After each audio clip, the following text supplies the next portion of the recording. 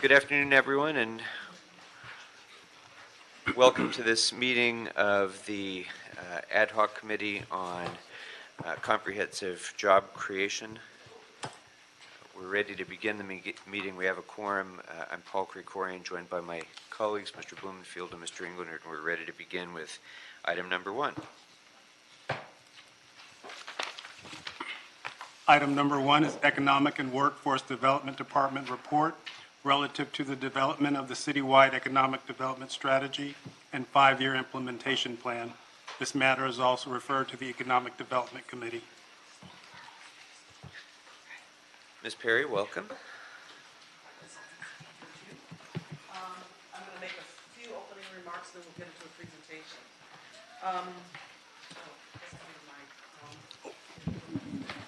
Okay. And then I'll give it back to you when I'm done. Okay? All right. It's a little crowded up here. So my name is Jan Perry, and I'm the General Manager of the Economic and Workforce Development Department. And if you recall, the request for a comprehensive job strategy came out of the Ad Hoc Committee on Jobs. The citywide economic development strategy was one of the recommendations, and thus today the product that we're going to discuss with you is a result of that.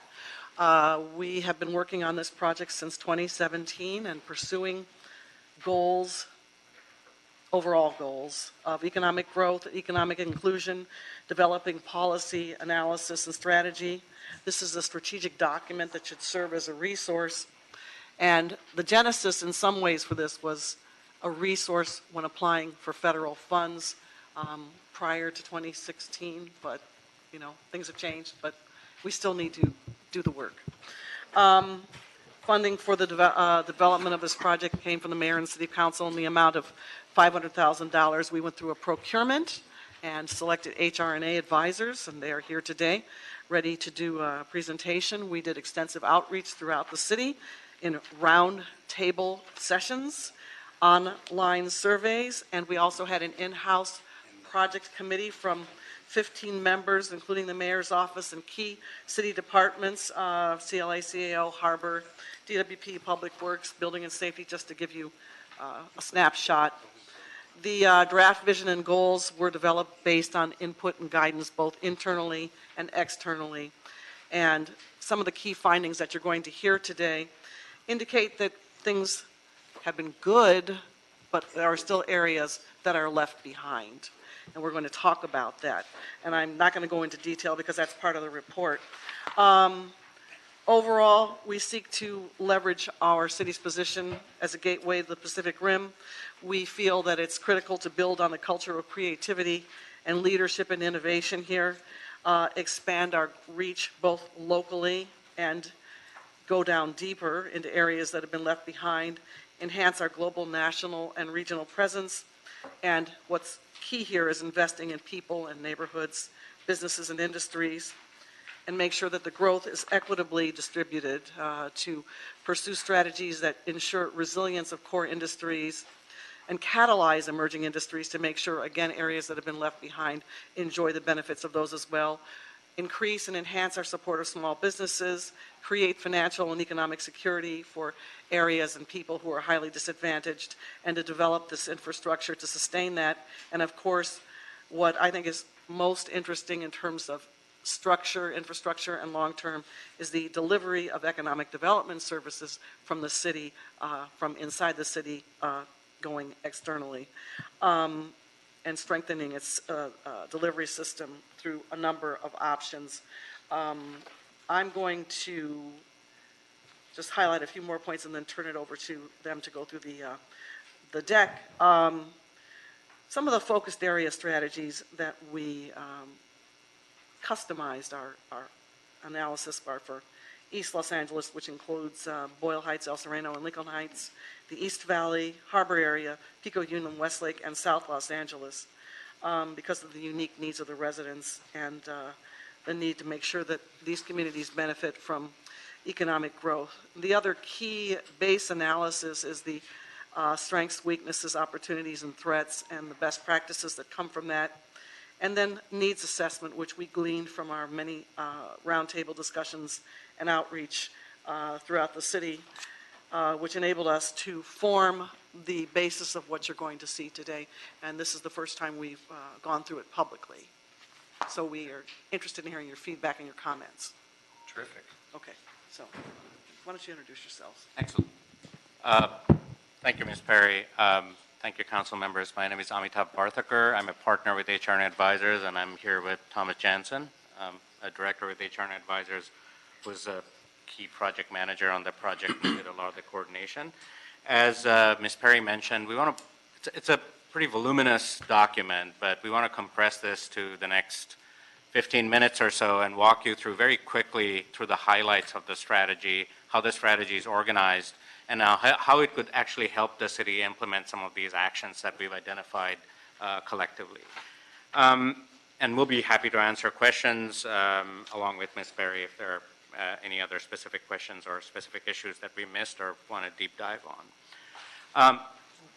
There are I want to present it in sort of three broad components, tell you a little bit about the strategy development process, keep it pretty brief, an overview of sort of the long-term vision and long-term goals for economic development that we collectively came up with by interacting with the stakeholder groups as well as the steering committee, and how that's articulated. And then the final piece of the strategy is actually a 5-year implementation plan. So we have these long-term goals, but then there are some very actionable items that city departments as well as new partnerships can start implementing right away. And that's gone into, we've gone into a far bit of detail into those actions, which are actually short-term and immediate. The process till now has been almost a year-long process. And throughout that process, we've, as Ms. Perry mentioned, we've been guided by a steering committee, which is primarily comprised of department heads and representatives from key departments within the city. Essentially, the folks who are going to actually implement this strategy will have ownership of this strategy. And they've really told us a lot and taught us a lot along this process to think about operationally what are the challenges, how can we actually think of implementing and coming up with action items that can actually be implementable. And conversely, we also engaged pretty extensively with external stakeholders, primarily economic development organizations, nonprofits, community groups, more than 100 groups across the city in roundtable format with very engaged discussions to inform these goals and the actions that we have actually put together. So broadly, the strategy process was in sort of 4 steps. The first set of steps were related to understanding existing conditions of the city. What is the city's economic base? How has the city been doing? What are the key challenges that the city is facing? And parallelly, we started looking at other cities, which are,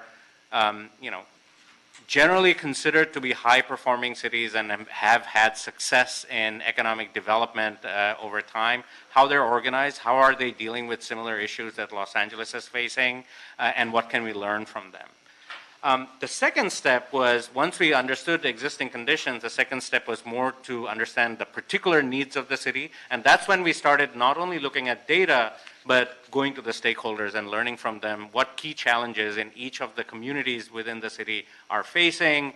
Are there geographically, particular challenges? Are there, sectoral challenges or other challenges? We then started developing key elements of the strategy in terms of the goals and the vision and particular action items, and went through multiple rounds of consideration of that with the steering committee, and went back to the stakeholders and tested those actions whether they seemed right, and refined it into the final draft that you have in front of you. So very quick overview of what's going on in Los Angeles. Los Angeles is going through, like many cities actually in the United States, is very fortunate right now to go through an incredible period of growth. The city's economy, which is almost $280 billion in GDP, if it were to be a country, it would be 42nd in the world, just behind Singapore. The city has returned to post-recession level of jobs, and we have sort of historic lows in unemployment. So overall, in a macro sense, it's a really great time for the city, and we've really gone through an extensive period of growth, which seems to sort of continue.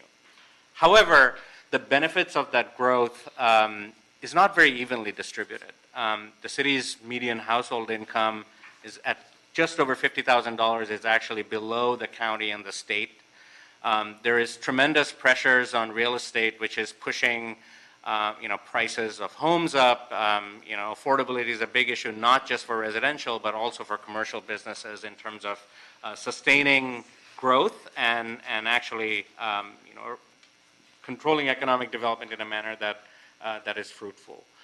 And finally, when we look forward, a lot of the projections that are being made either at the state level or at the regional level, while there is significant job growth projected, a large share of these jobs are going to be on service sector and moderate to low wage jobs. So there is definitely a disconnect between overall prosperity and individual prosperity, which we need to make a deep connection to. The strategy tries to issue many of these key elements and key challenges that the city is facing, and the document itself is organized into 2 volumes. The first volume is the strategy itself, which includes the goals, the vision, the action items, and then, as Ms. Perry mentioned, some particular focus area strategies that are focused on areas in the city that are historically disinvested or have faced particular challenges. And then a second volume, which is an appendix with far greater data, all the information that we compiled to actually inform this process and all the research that we did to inform that process. So going to the first item of the strategy itself, we went through this over many iterations. You can't really have a strategy without having a very clear vision. And we tried to articulate this vision from what we heard from stakeholders, as well as what we have seen the city recording in terms of its aspirations in various other plans and documents and other related strategies that are available. And we've tried to capture these aspirations into sort of one cohesive statement. And we went through sort of a vetting process internally and externally for this. And the vision here is Los Angeles will leverage its position as a gateway to the Pacific Rim and other world markets to grow its economy for the benefit of all Angelenos. Building on our unparalleled culture of creativity and leadership in innovation, we will expand our global, national, and regional presence by investing in our people, neighborhoods, and industries. So essentially, that's our long-term vision and aspirations, and that's what we've tried to capture here. To achieve this vision, there are a number of long-term goals, and there are sort of 8 goals that were identified through the process. And these are very much sort of aspirational in a certain sense, but these are they encompass the overall values and the mission of the city itself. Goal number 1, strengthen the city's position as a world-class city. Goal number 2, ensure growth is equitably distributed, which we see as a major challenge. Goal number 3, grow the resilience of our core industries. Our existing industries that we're already competitive in and we have a strong base in, they need to be protected and grown. Then catalyze emerging and growing industries is the 4th goal. 5th goal is to support the city's small businesses as they are the lifeblood of the city and provide sort of a majority of the employment within the city. Number 6 is to create sort of financial and economic security to disadvantaged Angelenos. Number 7, develop world-class infrastructure to enable economic growth. And number 8, enhance the delivery of economic development. So essentially making all of these goals achievable by ensuring that we have an efficient process, resources, and the right talent to deliver these goals and partner with the right people. The final part of this strategy, when you think about the long-term vision and the long-term goals, as I had mentioned earlier, is accompanied by a set of actions which are more near-term. Now, this is what we call a 5-year implementation strategy, not that we're going to achieve all of these goals in 5 years, but we're going to start on the path if we start acting on these actions towards many of those goals. So we have essentially 16 core actions as part of the citywide actions as part of the overall 5-year action plan, and then 12 tailored focus area actions which are for the 5 focus areas that I'll get into a little bit at the end of this presentation. And those actions are organized into sort of 4 broad buckets. The first bucket is essentially to actions to strengthen the city's economic development delivery system. The very essence of the last goal that I mentioned, that we not only need goals, but we need operational efficiency and resources to make sure that economic development activities can be delivered by the city. Second are a group of actions to strengthen the city's economy of the multiple communities that make up Los Angeles. So different parts of the city require sort of different kinds of investments, and they have different strengths and challenges, and how do we deal with that to make sure that the entire city is growing equitably. The third set of actions are to empower the city's residents, to make sure that you're not just a business owner, but if you're a resident of the city of Los Angeles, how can you participate in its growth, and how can you actually benefit from economic development within the city. And the final set of goals are to strengthen the city's businesses, core industries, and new industries that we may be thinking of.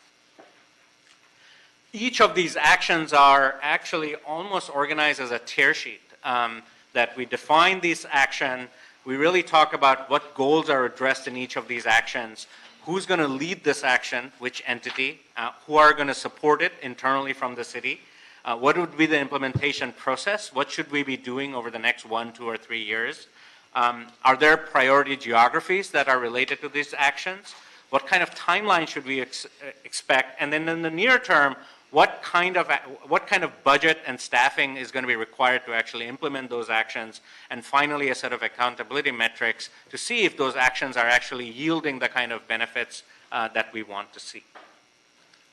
So going through the first set of actions, the actions to strengthen the city's economic development delivery system, I don't go into the details of each action, which I can get into if you have questions about specific ones, but this is sort of more broadly speaking what particular issues that we're trying to deal with. And this is very much addressing issues that we heard during our research process, during discussions with stakeholders, as well as sort of internally discussing with the city family and the steering committee. That there are sort of 3 broad issues when you think about implementing economic development in the city. One is creating operational efficiency and having enough sufficient operational resources for the economic development department to function properly, respond to sort of economic development challenges, and have enough talent and bodies out there to implement the particular actions that we're talking about. The second actually relates more specific to our technical capacity, that the city probably requires much more technical capacity and transactional capacity and talent to make sure that we are interacting with the private sector in a more meaningful way, keeping the city's best interests forward, and having the ability to package projects which interact both with the public sector and the private sector in a manner that keeps the city's interests forward. And finally, thinking about broadening our pie of resources to implement actual programs and investments. Where can we find funding outside of public sources, right? So there are 3 sets of actions here where one is really to think about not just allocating more resources for economic development, but also coordinating between multiple city departments and formalizing relationships. Economic development is fairly fragmented in the city. While we have an economic development department, there are multiple departments which also have and perform economic development functions. Now, part of those functions could be consolidated, but even if individual departments are doing economic development work in a way that is meaningful, I think we feel that there needs to be sort of regular coordination between the departments, and that needs to be formalized. And we're almost talking about forming an economic development cabinet that meets regularly, coordinates implementation, and knows who's responsible for what, very much aligned to the implementation framework that we had set forward. Second... Okay, I'm sorry, before you move off of that point, coordination of our economic development departments has been something that's been talked about for probably several lifetimes of many of us in this room. Certainly it's been top of mind for, at least over a decade right now, more recently.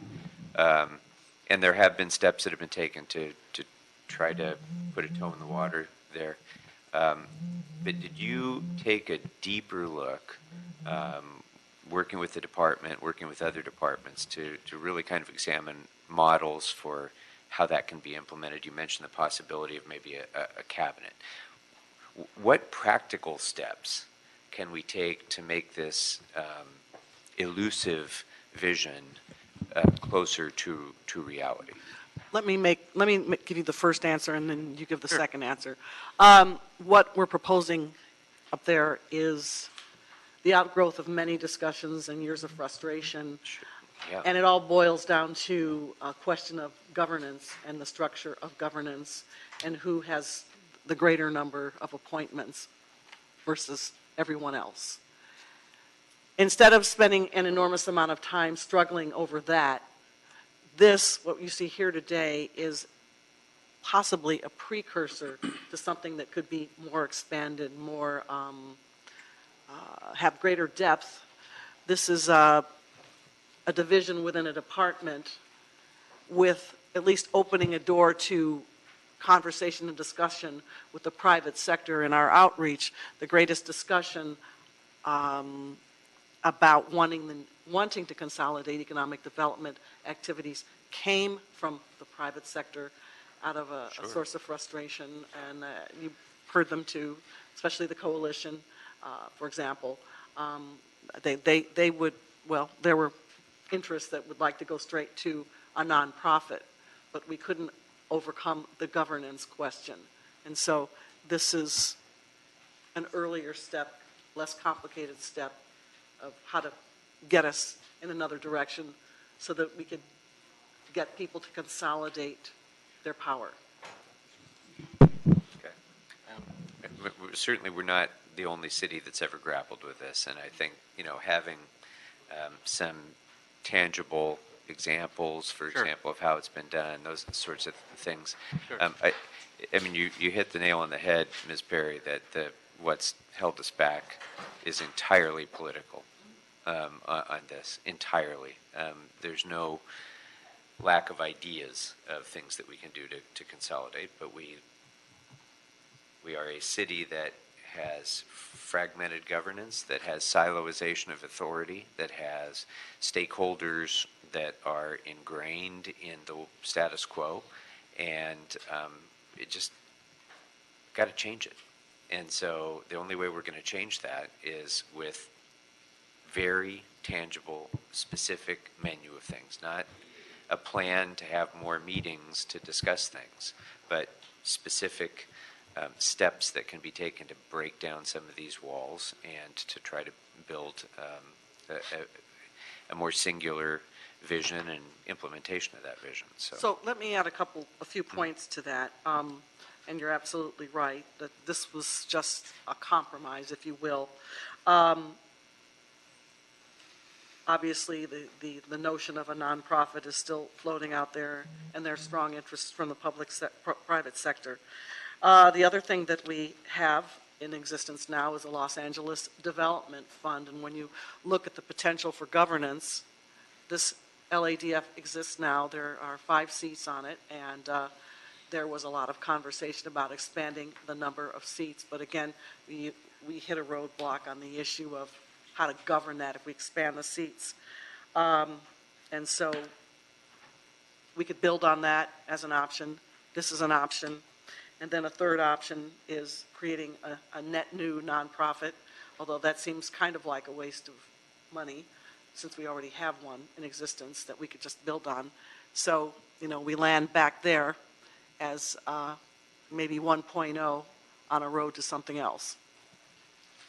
If I could just add, I think, Councilmember Kikoran, you're absolutely right that I think there are 2 issues that we're dealing here in the bullet number 1 and bullet number 2, and we get into a little bit of detail. The first one is more coordination.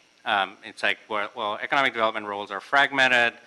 Even if you look at EWDD's efforts, a lot of their funds are essentially federal funds directed towards workforce development. And about 20% of their resources are actually spent in true economic development. The redevelopment agencies are de facto sort of economic development animals. So one is that, well, how do we coordinate between various departments which have fragmented roles? And one, we saw a tremendous amount of success just through this process and working with this steering committee. A lot of ideas were aired out, and that was kind of a very close step to coordination. But the next step, I think what Ms. Perry is referring to, is we need additional capacity for implementing ideas. And I think that's where we're talking about creation of a new consolidated entity, and we've provided about 4 options how you can do it, whether it sits within the city, outside of the city as an independent nonprofit, or some quasi-entity, but an entity that has the ability to bring in resources and individuals that are outside of sort of civil service, let's say, can hire talent and help be a resource to the city, the council, and the various departments to go and do transactions and bring the best deal forward to you for you to make a decision. So that's about creating a new entity or thinking of a new entity which has this incredible capacity. We've seen that in New York with New York City EDC, in Philadelphia with PIDC, in Austin. So a lot of the high-performing cities that we looked at really have followed that model of creating a nonprofit entity for economic development implementation, which is used as a resource by the city to actually do private transactions on their behalf, and then bring something for council to take decisions on that puts the city's best interest forward. Right. That's going more to your second point. Yes. Okay. So let me go first to Mr. Blumenfield. Well, I think it's the same idea. I mean, I'm much more interested in what you were just talking about in terms of getting to that level of detail of those are actions that we could do to strengthen, right? My first glance at this, I'm like, coordinate, spend more, hire more, get more money. You know, it's sort of, we could have told you that, you know. Right. So this is almost two 30,000 foot level for me, just because Yeah, we all know this. But it's the second step, which you're starting to get at, the sub actions, so to speak, that we really need to flesh out, which is, okay, which of those strategies, you looked at all the different cities, does make the most sense to coordinate? Because I know we need to coordinate, and we know we need more resources and hire the right people, but it's getting the menu or the recommendations and what those are. We provided actually 4 different approaches for you to decide on.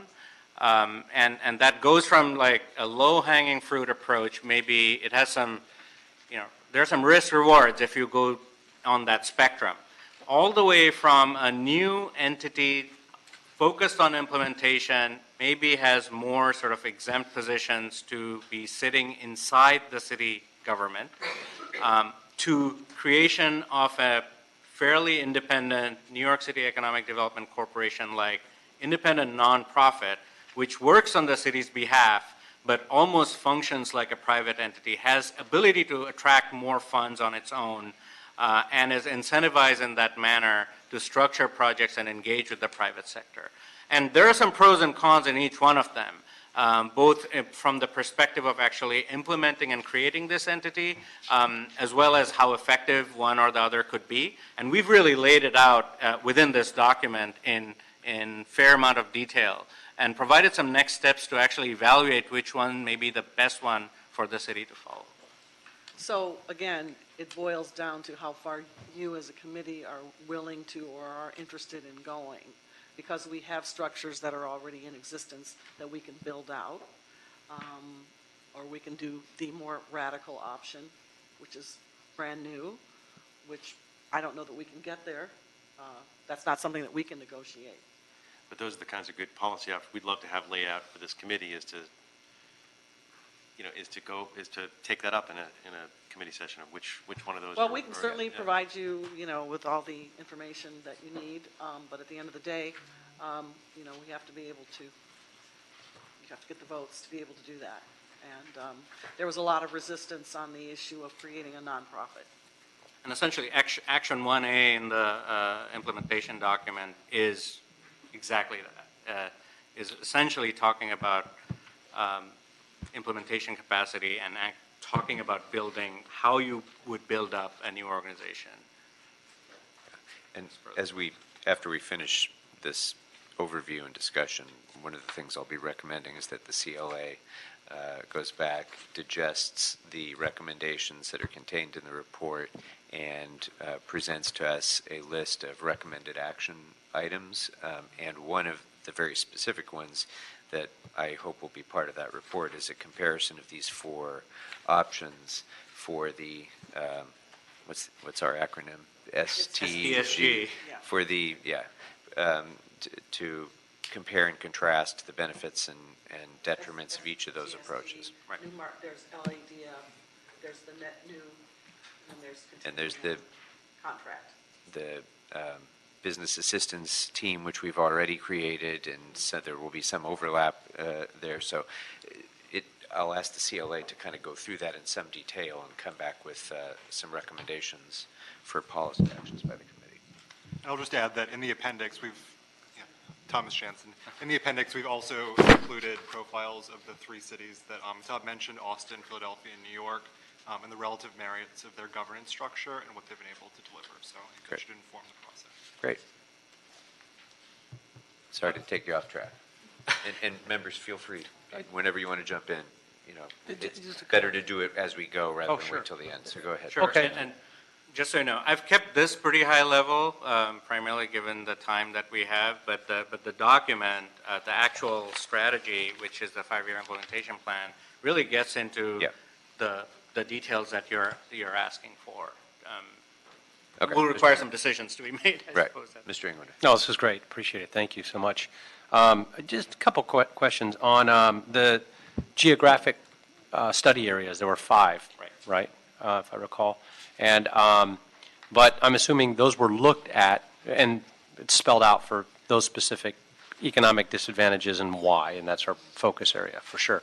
I'm assuming, though, that these will be extrapolated as practices citywide as well, and anything that comes out in our tool belt to work on with industrial properties, for example, things in that space could be programs and or incentive packages that we can use in other spaces. Ms. Perry, maybe. They of course, would be usable in any part of the city, but customized from the standpoint that there's been historical neglect, but we have new tools that may be applicable in some areas and not in others, and this one isn't even in the report, but the example of ozone tax credits in areas that are close to freeways and have high concentrations of ozone issues, and we want to incentivize clean air projects, and so an ozone tax credit would give somebody an investor reduction in capital gains over a period of 5 to 10 years, and in exchange for that, hopefully we can negotiate not only net new jobs, but also an equitable position for private investment on behalf of the community in the form of a community benefit. So that one's beginning to trickle out, and ozone tax credits could be exercised within the boundaries of an enhanced infrastructure financing district and include a community revitalization investment authority, which encourages, supports small businesses, encourages the restoration of old or aged infrastructure, encourages the construction of affordable housing. And so those tools are there. They're not applicable, for example, maybe they're not applicable in the Palisades, but they might be applicable, not only in the East Valley, but other portions of the valley that are flat, not flat geographically, but flat in terms of activity. Right. Okay. No, I appreciate that. And one of the things that I was looking at also that is the idea. Some of the things you've touched on with development transformation of industry-focused and place-based initiatives. I'm very interested in hearing more on that, and also the commercial affordability toolkit.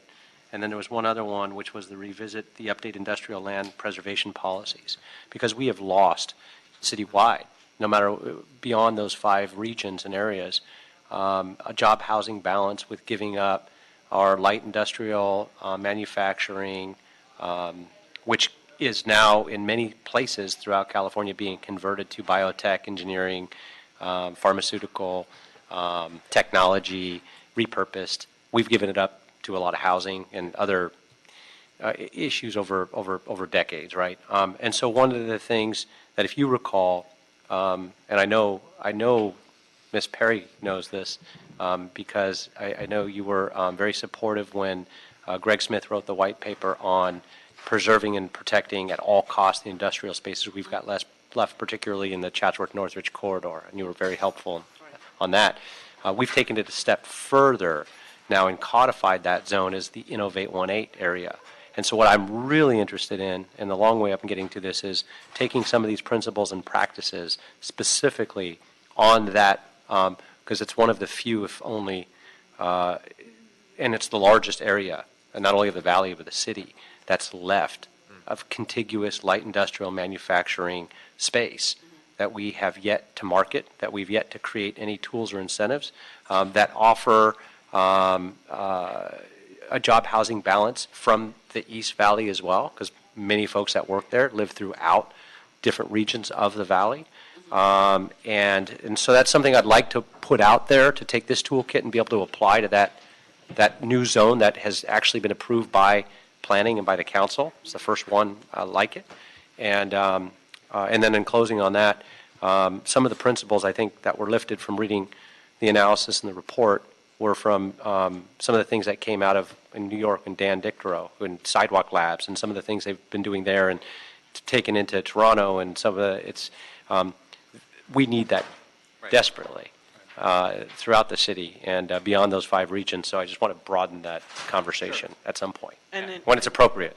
And actually, the second set of actions, which are talking about strengthening the economy of different communities, very much tries to replicate some of those actions citywide.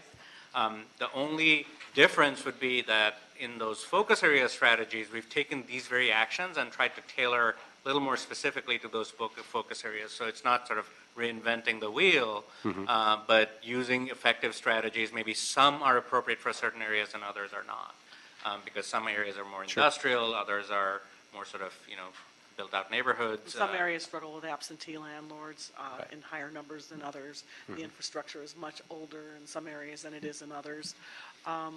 This sort of begs the question of having an entity or a group through which we can flow all of these discussions and have them thoroughly vetted so that we can bring them forward to be voted on, vetted, debated, fought over, heard, discussed, and this is where we, it all sort of settles back into that, which is the source of frustration. And many of these actions, as you would note, are almost economic development 101. Say we need a neighborhood and corridor revitalization toolkit, and many cities have that. They have a set of tools that are clearly defined in terms of how do you do corridor revitalization, and then start to deploy it. We can start implementing them. We can incorporate the land use aspects of it as the community plans are getting updated. So we could do many things together. But some of them are pretty basic, while some of them are a little bit aspirational. So the first one of these is really thinking about certain districts, like you mentioned, that, could there be an innovation district, and where would it be appropriate to have that? And what are the particular incentives and implementation mechanisms that we can actually apply if we were to think of an innovation district? If we were to think of a biotech district or a specific sector-focused district in another area, how would that be different from a technology innovation district that we may be thinking of in one place? Or bringing in more advanced manufacturing into areas which have the industrial stock. And we want to, instead of industrial being converted to residential, but in certain cases, what's happening is that industrial is getting converted to warehousing, which seems to be the greatest demand. So the objectives of preserving industrial land and creating employment density is being defeated if it is just it's staying industrial but converted to warehousing. Well, a lot of it right now is being converted to growth, marijuana farming. Farming. I mean, that's what it is. It's what it is. Yeah. But anyway, maybe that's temporary until permitting's done. But So really thinking, we're saying that we should really look at what kind of job production benefits are we actually getting from our existing industrial land. Then do we need more targeted policies to ensure that the industrial land is optimized? Right. Because if it's not creating the job density that we want, and it's actually just storage and other things, then maybe we really need to rethink some of those policies. So I think that's where we're going to. So I think here it was fairly simple that we should think of a couple of targeted community level investments, which are more district focused, place-based initiatives, but they're going to be very different for different parts of the city. We need a neighborhood revitalization toolkit, which is, again, economic development 101. Most cities have it. We have a very large city with very different communities and neighborhoods and characters, so we need to think about it a little more carefully. And then finally, commercial affordability in a lot of places was flagged as a major challenge for small businesses. It's a part of economic growth.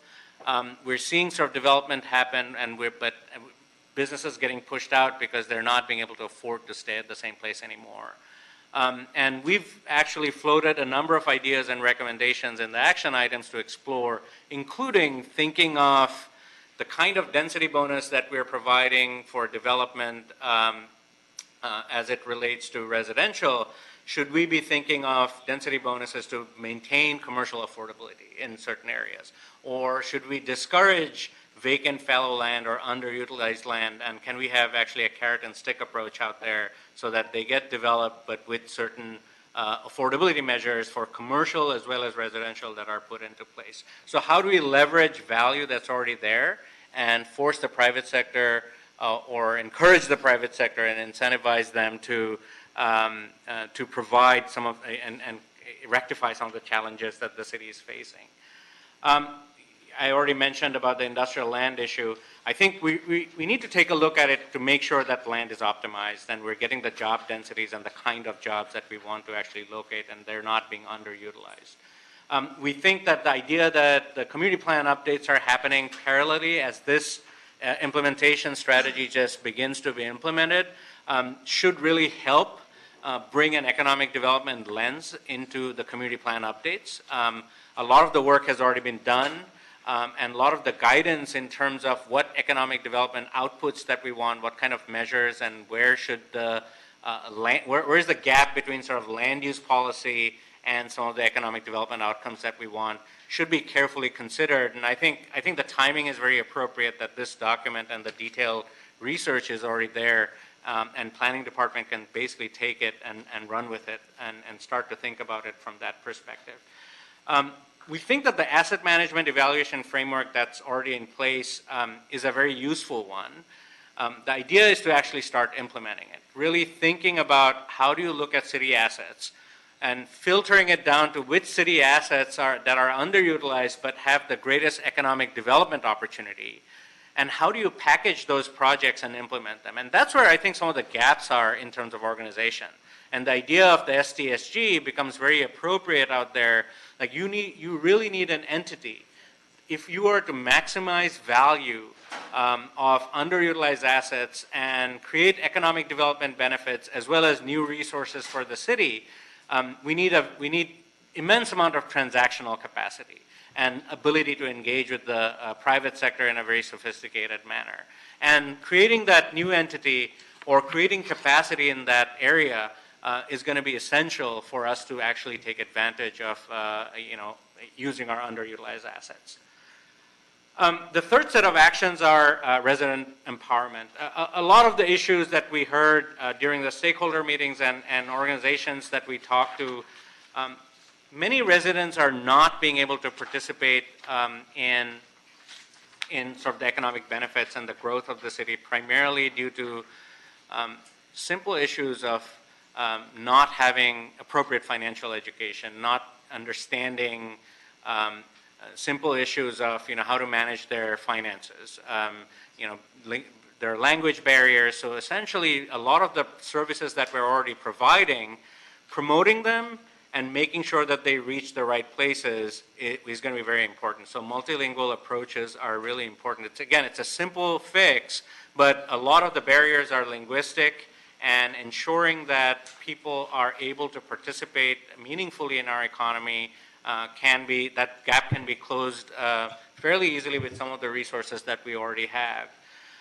We think that the city needs to really look at, if you look at San Francisco and a number of other cities, we really need to look at workforce participation increase for people who are underrepresented in the workforce, and particularly that relates to single mothers or people with children who are not able to afford daycare. Is there a way that we can cross-subsidize certain activities like daycare or child services, as well as some youth training programs that allow people to participate in the workforce much more actively and not stay out of the workforce for the time that other people would actually participate in the workforce?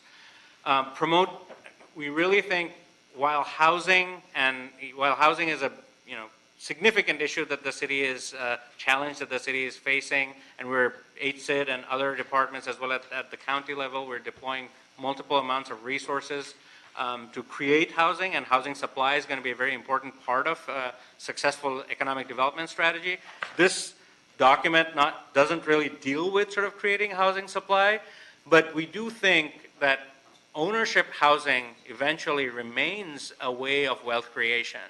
So thinking about the multiple types of housing supply that we're creating, if there are some targeted strategies to create ownership for people who wouldn't actually be able to own, or lead them to the path of ownership, would be very, very helpful in sort of long-term wealth creation. There are some creative ideas that other cities have taken by using community land banks and other resources, where resources are being pooled together and then redistributed in terms of ownership opportunities, as well as creating funds that can actually help first-time home buyers to move into ownership more easily are going to be very, very helpful. And last but not the least, the county is already looking at it, and there's been a lot of talk around it. Predatory lending is something that is a real nuisance, and the city will have to take a proactive action in evaluating and having some policies to restrict predatory lending in the city, which is a major challenge for residents, particularly residents that are in the margins. And the last bucket of actions are actions to strengthen city businesses and industries. Again, I'm giving you a very high-level overview here. There's far more detail in the action document, and that there are essentially four large buckets. One is about diversity. One of the things that we heard again from stakeholders that participation in the economy, particularly in the formal economy, is also challenged in terms of underrepresented communities. So thinking about ways of entrepreneurship and promoting entrepreneurship through vehicles that we already have. We've tried this incubator, the La Crête Innovation Campus. Are there ways that we can actually have goals for diversity in them? City of Portland has done an incredible job of not just incubating industries for underrepresented communities, but creating a new fund with the private sector that invests, particularly in terms of equity investment and venture capital, in underrepresented entrepreneurs in the technology sector. So there are a number of models out there which show partnership between private and public sector to promote and create much more diversity in the sectors that we really want to grow and benefit, and which we think are going to create long-term wealth for our community. Support business expansion in key industries through, we're calling an industry ambassador and a task force. We really need a couple of we need this kind of internal cabinet, but we also need to sound the market on a regular basis. So if there is an organization that we can actually talk to the private sector that is fairly organized, as well as institutions, to really understand where the roadblocks are and particular actions, how we can fine-tune them for particular industry needs, is going to be very, very helpful. And we've heard that from both sort of the Chamber of Commerce and a number of industry groups as to how they want a streamlined approach that they can actually deal with the city.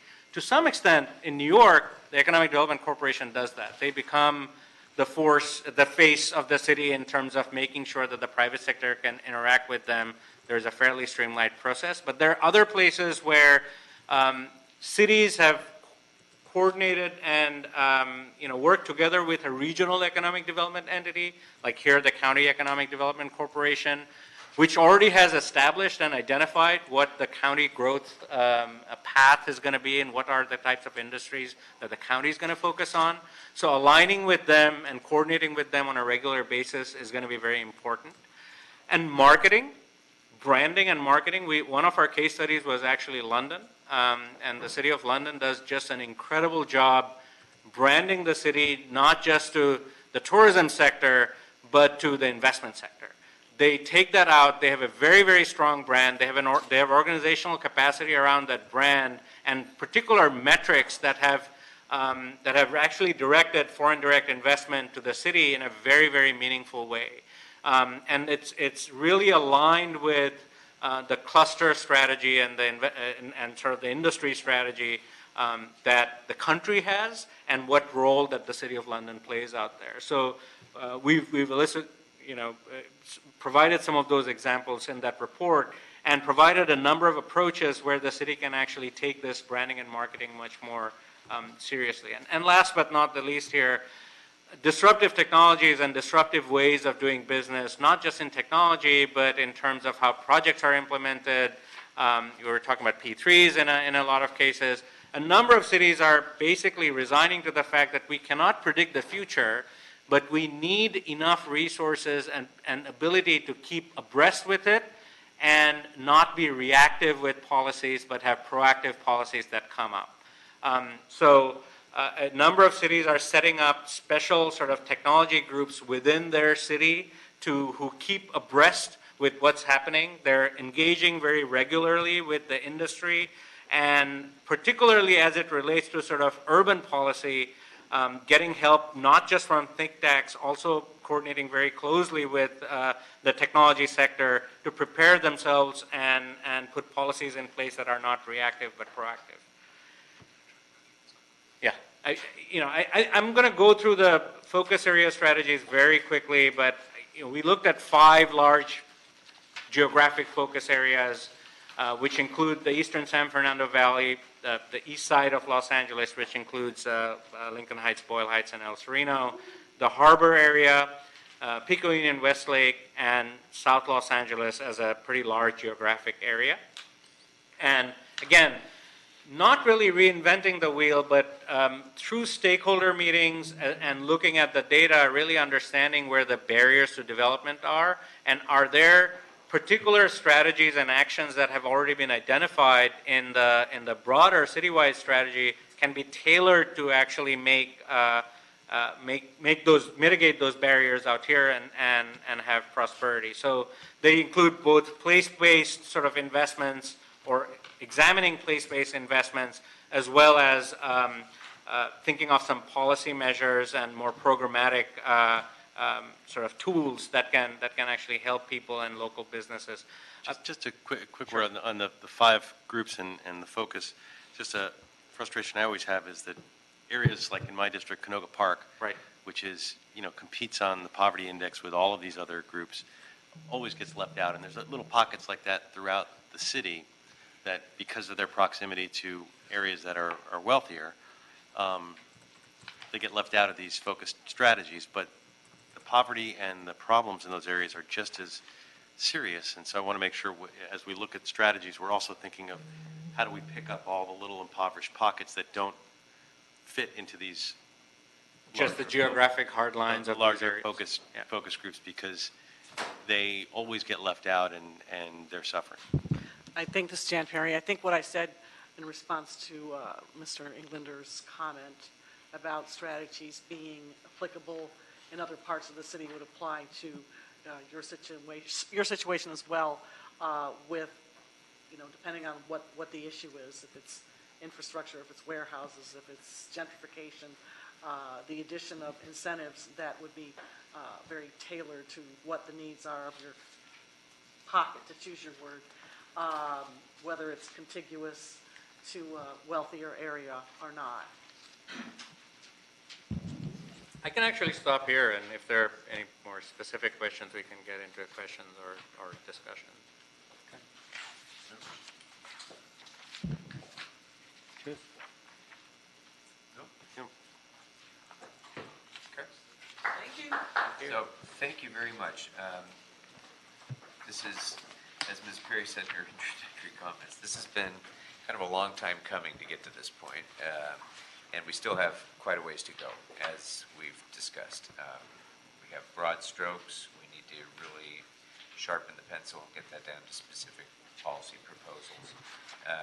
And so at the conclusion of our meeting, one of the things that I will be recommending is that we instruct the CLA and the CAO to report back on the economic development strategy with specific policy proposals to be considered, and to instruct EWDD to finalize the economic development strategy and report back for final review and approval of the final version of the report. But it's a very good step forward. Yes. So one other option or idea I want to put out there for your consideration. It's interesting because you have procurement coming up next, and the citywide procurement officer is coming up to speak, and we engage in almost exclusively in everything we do on the ED side, on the workforce side, in procurement.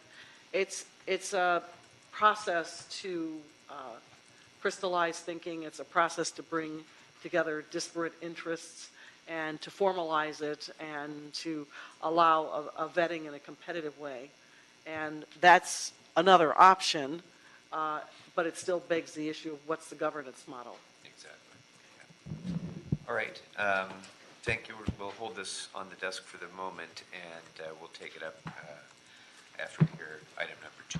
So let's go ahead and Thank you. call item. Thank you very much. Call item number 2. Item number 2 is a presentation by the city's chief procurement officer on the current. Item number 2 is a presentation by the city's chief procurement officer on the current procurement process and discussion on proposed changes to the process. It's not up to you to ask questions. Be quiet. Mr. Spindler, be quiet.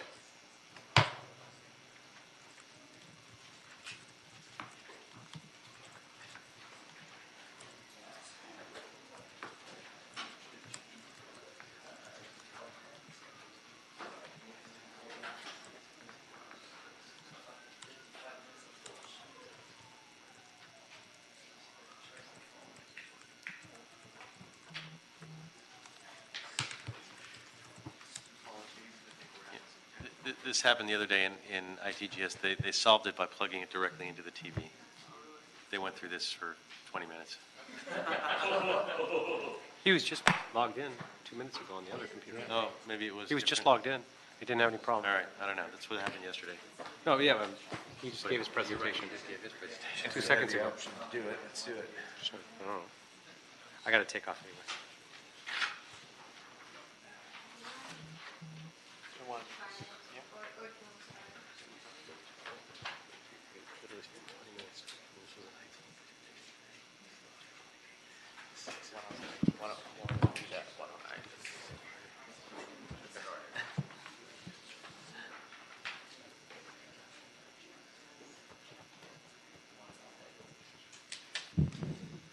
Do you have the paper version? I do. Do you need here? Okay, so why don't we go ahead and get started then? We're good. Very good.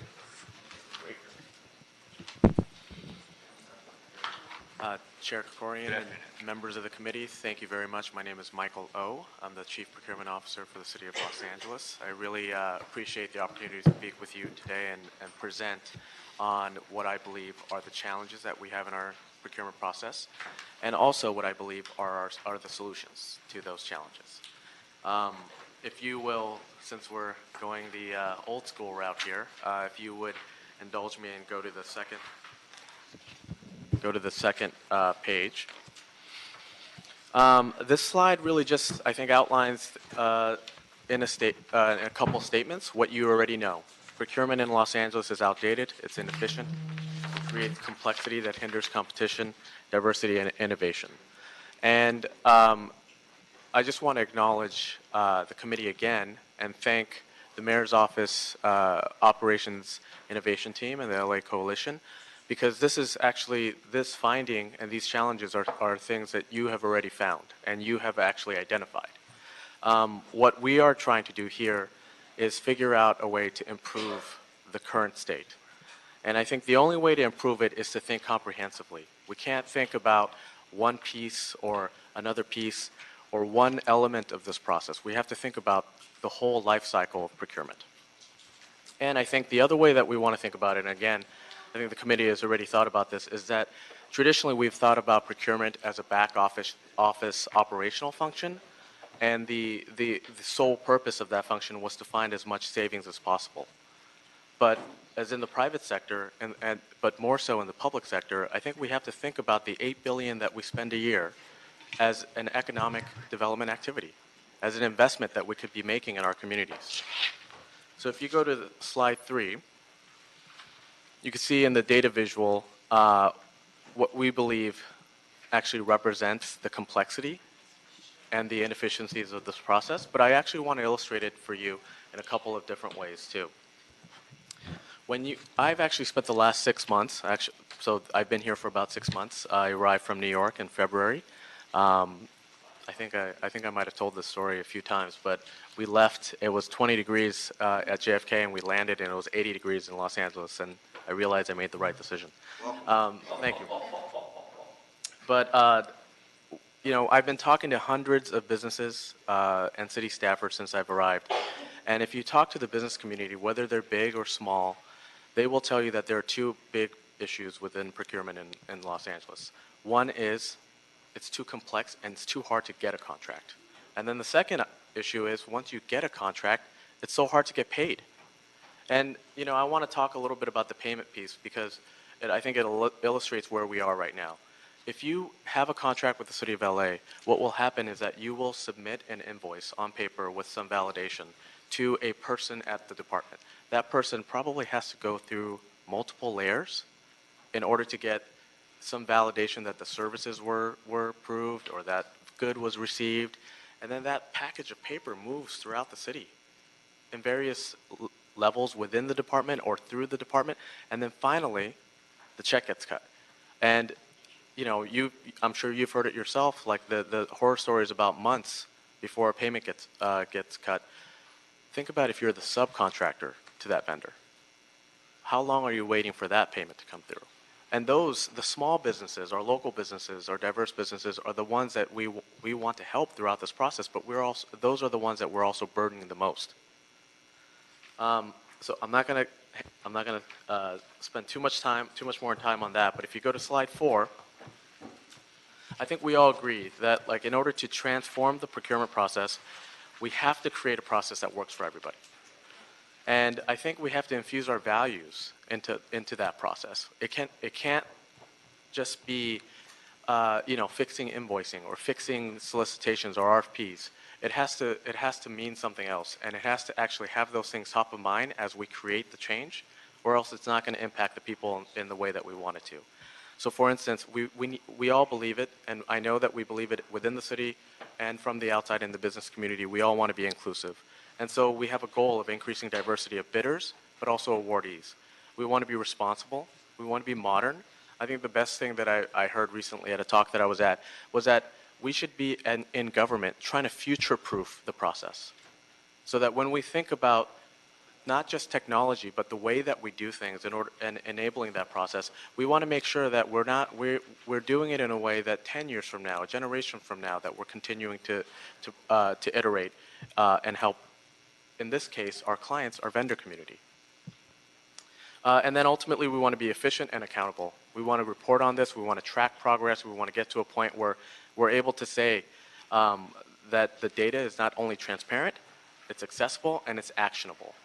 How wonderful would it be if we had a system or a process where we would know who is actually bidding, and then who potentially, some of our smaller businesses who are not getting contracts, and in which geographic area, which revenue stream, which industries.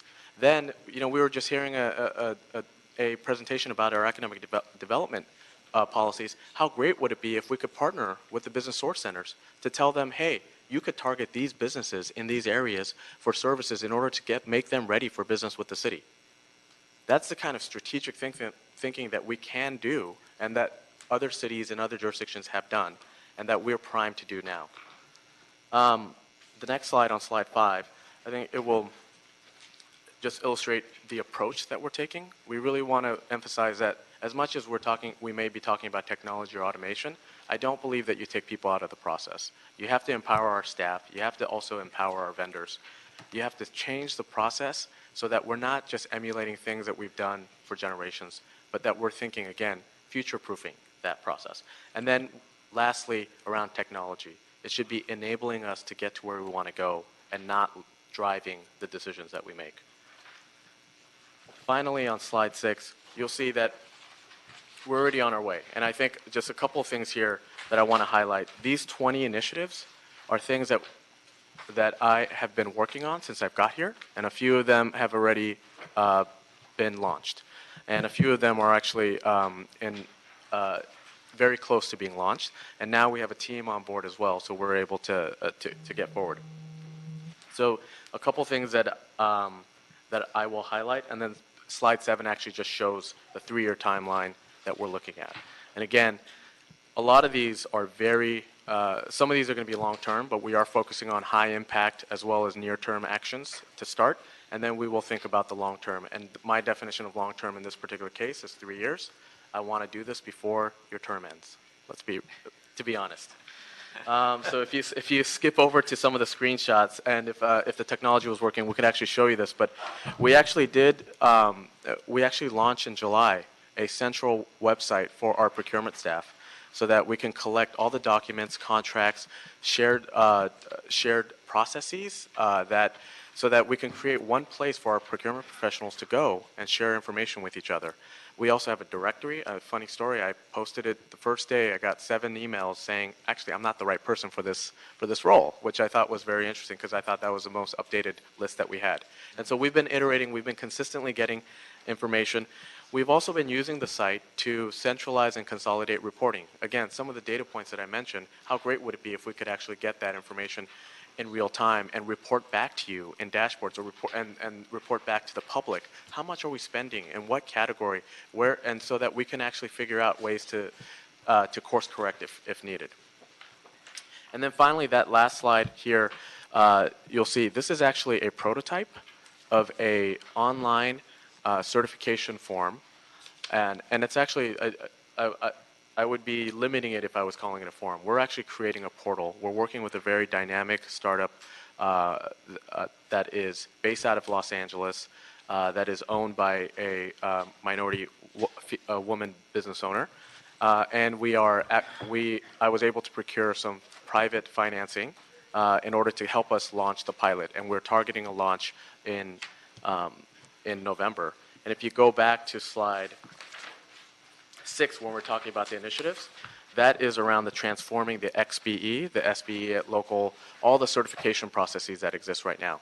If you are a small business, if you are a minority-owned business or a woman-owned business, and you want to certify with the city, you go to a website, you download a form, it is not fillable. You have to download potentially 9 of them. If you are certified with other jurisdictions, then we have to manually call the 6 other jurisdictions for which we accept certifications from. With this platform, we will have businesses log in once, fill out, we've done the analysis, 80% of the information is the same, fill out the information once, figure out which applications they are eligible for, and then go through that process and have the city staff review online and have a status bar to tell you exactly where you are. And that's going to be launching in November. So those are things that we're doing now to help this process. I would be remiss if I didn't talk about all the departments are working, right? I mean, they've been working on this process and figuring out workarounds. There are departments that have been piloting online RFP processes, which is great. There are also departments like the CAO who've thought about the wraparound services that our vendor community needs, and working with vendors like Ingrid Merriweather Williams and offering contractor development services so that they can actually be ready for the bonding opportunities, for the construction opportunities that we have for them. And in that program, $200 million worth of bonding that we've provided and $80 million of contract awards. That's an astounding figure in terms of success rate, and only 1 default in 11 years. And with that, I know it's getting late, so I will stop there, and I thank you again for the opportunity. Thank you. And there are a lot of those great things going on within departments, and different departments have done innovative things with their procurement. The challenge has been that it's a department doing that, and that's why your presence here and the position of Chief Procurement Officer has been so important to be able to coordinate these efforts, to consolidate these efforts, to make sure that somebody wants to bid for work with this city, does it the same way, regardless of which department they're trying to deal with, and does it only once.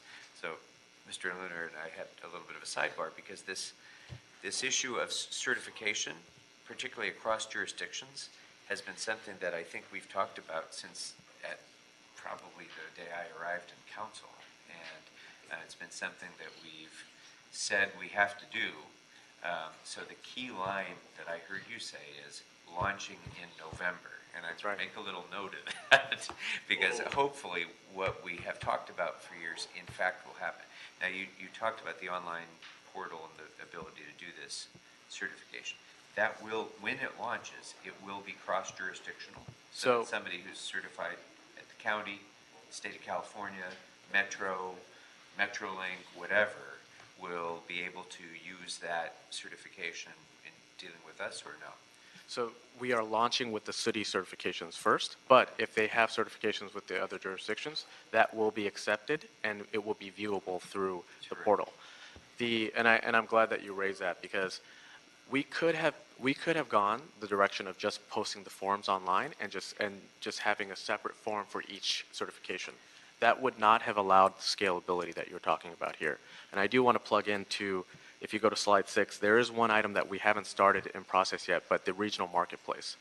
That is an area where if we wanted to spend the next 20 years to figure out a uniform certification form, we could probably do that in 20 years, maybe. But one way that we could leverage technology is to have this regional marketplace where vendors, there's no wrong door. If they come into this regional marketplace, they fill out their business profile and all the information that they need one time.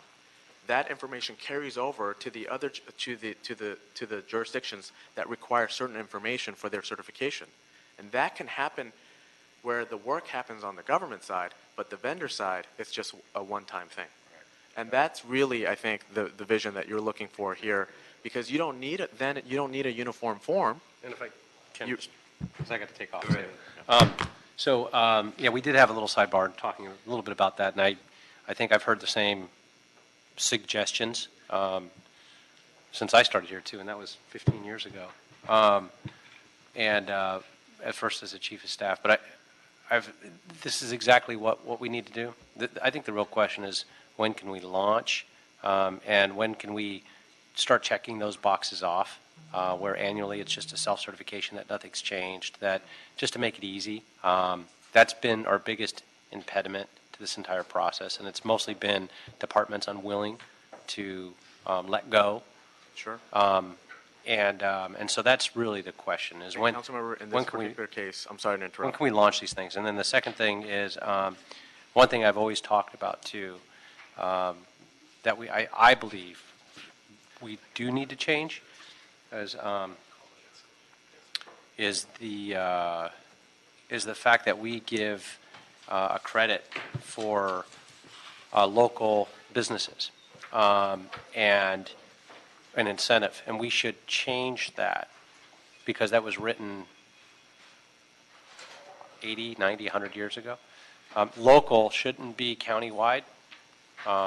That's changed dramatically. It should be a local preference with additional points or credits for city businesses that operate in the city, particularly since when that was first written, we didn't have a business tax. Now we do. So it's an unfair competitive disadvantage in many different fronts. So that's the other thing that you don't have the authority or ability to change. We need to do that.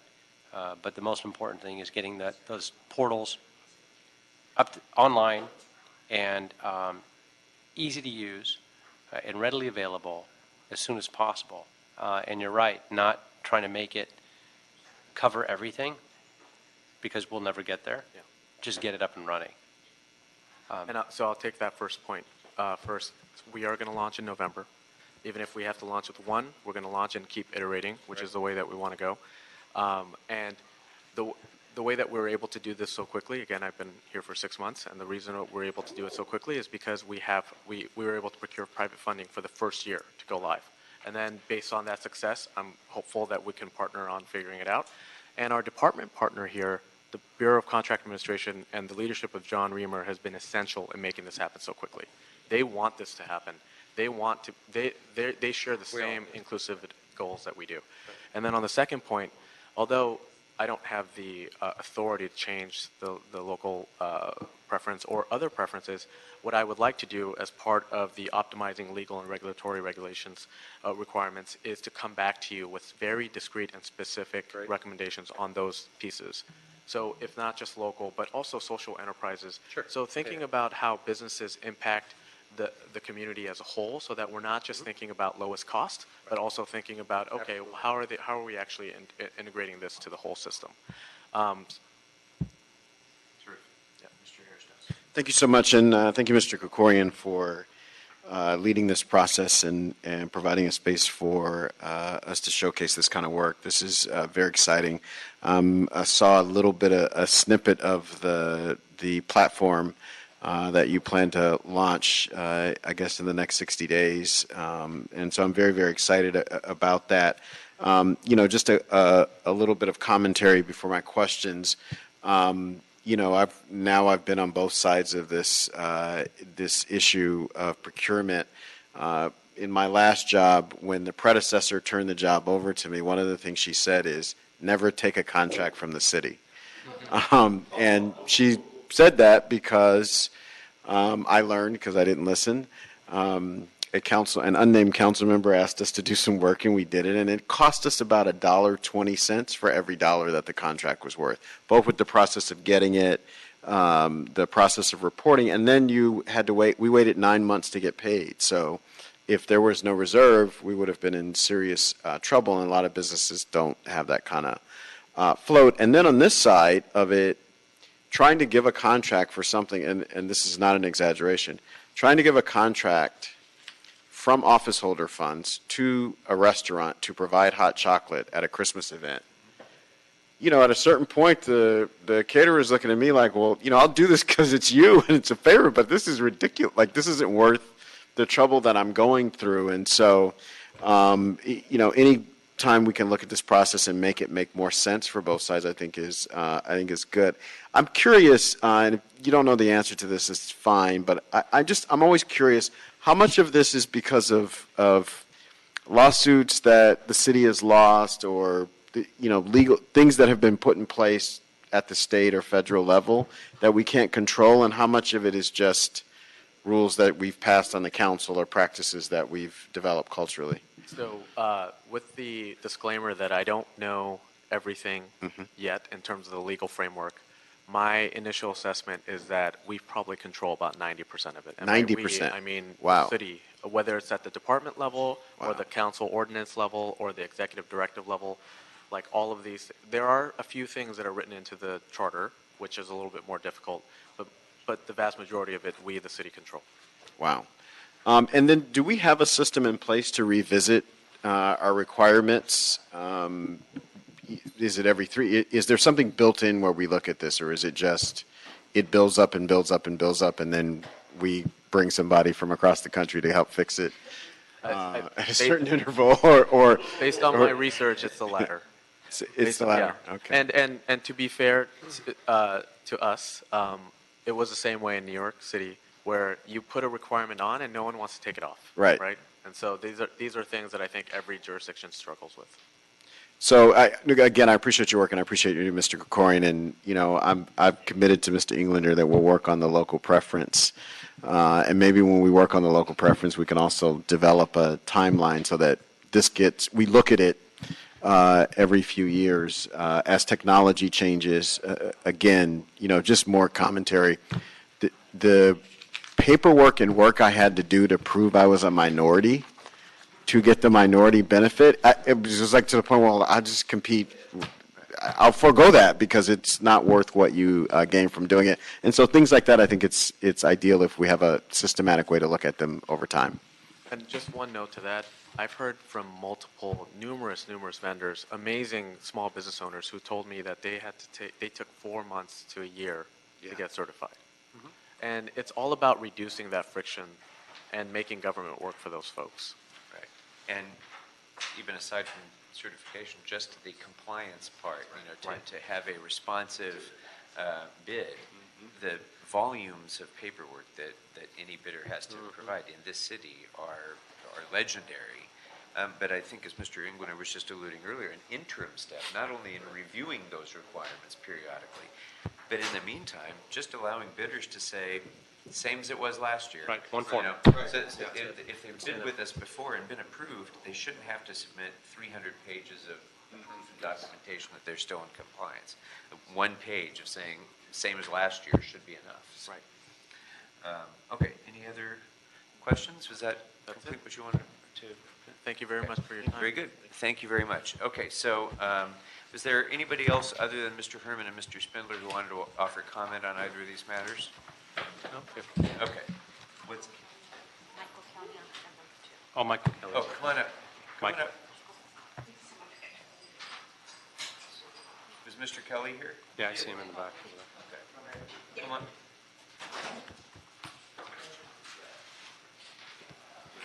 Good afternoon. Good afternoon, gentlemen.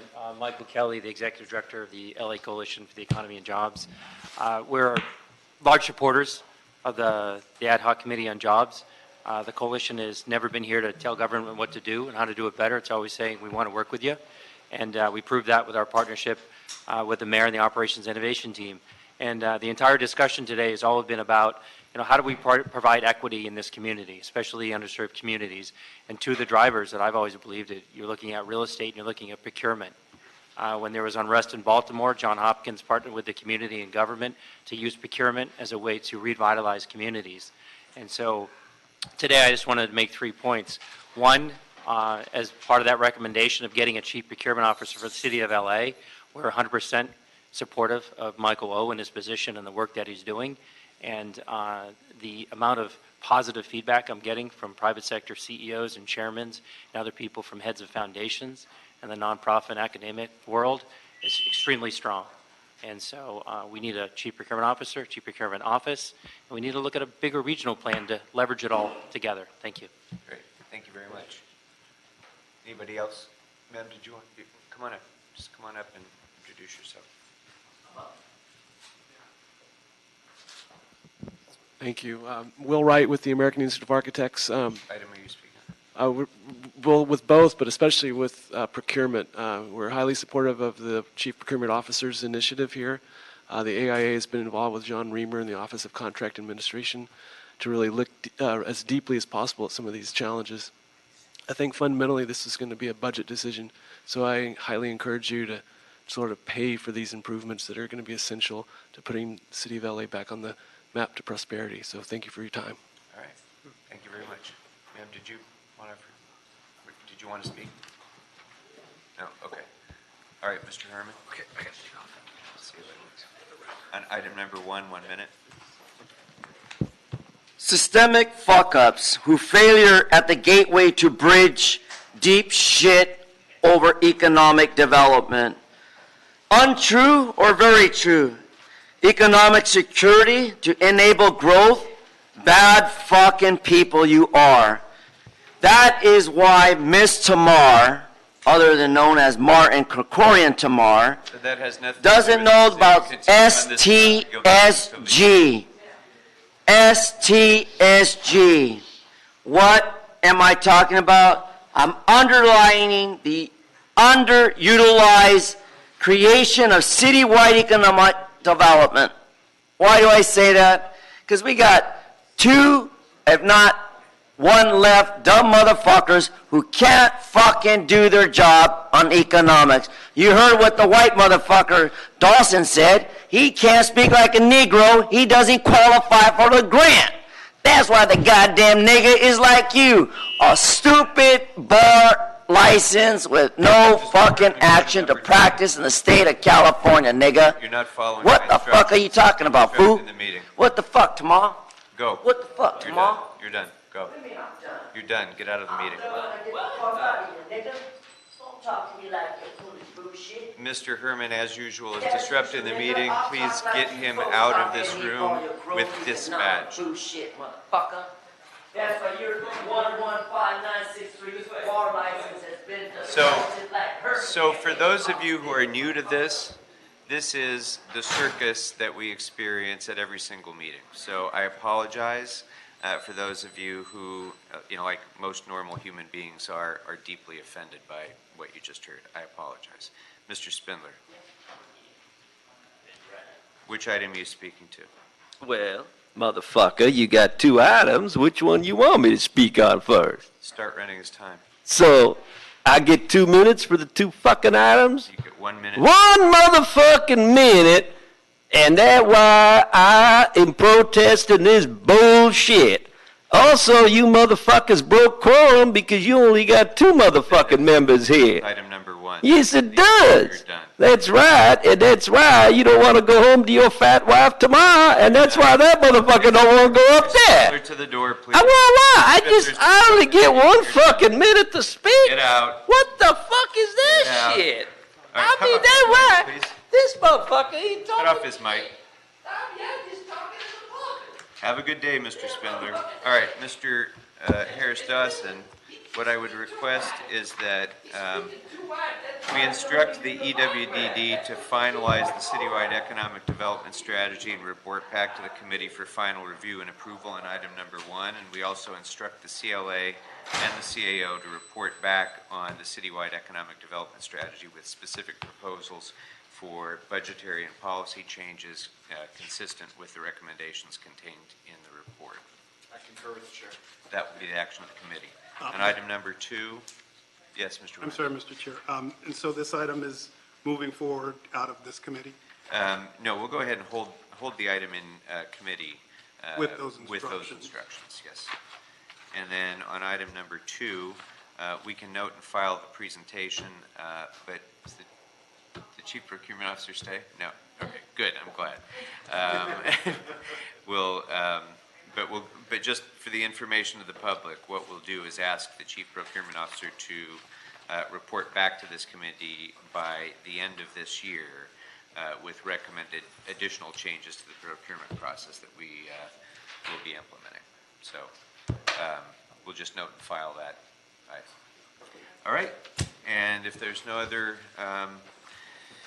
work before the committee, we are adjourned. Thank you. Thanks for sticking it out.